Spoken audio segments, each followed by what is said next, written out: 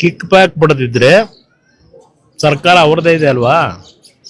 ಯಾವನು kick back ಕೊಟ್ಟವನೇ ಅವ್ರಿಗೆ ಹೇಳ್ತೀನಿ ಒಂದು ಮಾತು, ಕುಮಾರಸ್ವಾಮಿನ ಕೊಂಡ್ಕೊಳ್ಳೋಕ್ಕಾಗಲ್ಲ, ಜನತಾದಳನ ಕೊಂಡ್ಕೊಳ್ಳೋಕ್ಕಾಗಲ್ಲ, ದೇವೇಗೌಡರನ್ನ ಕೊಂಡ್ಕೊಳ್ಳೋಕೆ ಸರ್ಕಲ್ಲ. ಎಚ್ಚರಿಕೆಯಲ್ಲಿ ಮಾತಾಡಲಿ. ಕುಡಿಯೋ ನೀರಿನ ಸಮಸ್ಯೆನ ಯಾಕೆ ಬಗೆಹರಿಸಬೇಕು ಅಂತ ಹೇಳಿ ಸಿಂಗ್ಪುರದ ಒಂದು ಕಂಪ್ನಿ ಬೆಂಗಳೂರು ನಗರಕ್ಕೆ ಕುಡಿಯೋ ನೀರಿನ ವ್ಯವಸ್ಥೆ ಮಾಡ್ಲಿಕ್ಕೆ ನಾವು ತಯಾರಾಗಿದ್ದೇವೆ, ನಮಗೆ ಅವಕಾಶ ಕೊಟ್ರಿ ಅಂತ ಹೇಳಿ ಅವರೇನು ಮಾಡಿದ್ದಾರೆ ನೋಡಬೇಕು ಅಂತ ನಾನು ಮತ್ತು ನಮ್ಮ ಅಧಿಕಾರಿಗಳ ಒಂದು ನಿಯೋಗ ತೆಗೆದುಕೊಂಡು ಹೋಗಿದ್ದೆ.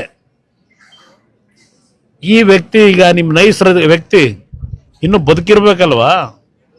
ಸಿಂಗ್ಪುರ್ಗೆ ಬಂದಿದ್ದಾರಲ್ಲ, ಏನು ಹೇಳಿ ಕಳಿಸ್ತೆ ಅಂತ ಕೇಳಿ. ಅದಷ್ಟೇ ಅಲ್ಲ, ನಿಮ್ಮ ಲಾಟ್ರಿ ನಿಷೇಧ ಮಾಡದ್ನಲ್ಲ ಕರ್ನಾಟಕದಲ್ಲಿ, ತಮಿಳುನಾಡಿನಿಂದ ಯಾರಪ್ಪ ಬ್ಯಾಗ್ ಹಿಡ್ಕೊಂಡ್ ಬಂದಿದ್ದಾರಲ್ಲ ಉಗಿದು ಕಳ್ಸಂದಲ್ಲ ಆಚೆಗೆ.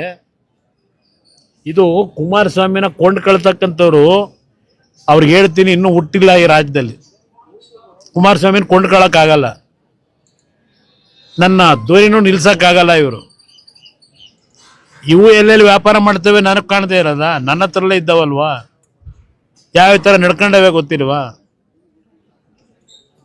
ಹರಿಜನರ ಭೂಮಿ ಎಲ್ಲ ಎಷ್ಟು ಹೊಡೆದವ್ರೆ, ದಲಿತರ ಭೂಮಿನ ಹೊಡಿಬೇಕು ಅಂತ ಹೇಳಿ ಯಾವ ರೆಕಾರ್ಡ್ ಸೃಷ್ಟಿ ಮಾಡ್ಕೊಂಡಿದ್ದೀರಿ, ಎಲ್ಲ ವಿಷಯ ಗೊತ್ತಿರೋದೆ. ಅದರಿಂದ ಯಾವ DLF-ನೂ ಅಲ್ಲಿ ಕಾಂಗ್ರೆಸ್ನ ಈಗಿನ ಮುಖ್ಯಮಂತ್ರಿ ಅವರಲ್ಲ, ಅವ್ರಿಗೂ ಸಂಬಂಧ ಏನು ಮೊದಲು ತಿಳ್ಕೊಂಡು ಮಾತಾಡಕ್ಕೆ ಹೇಳಿ.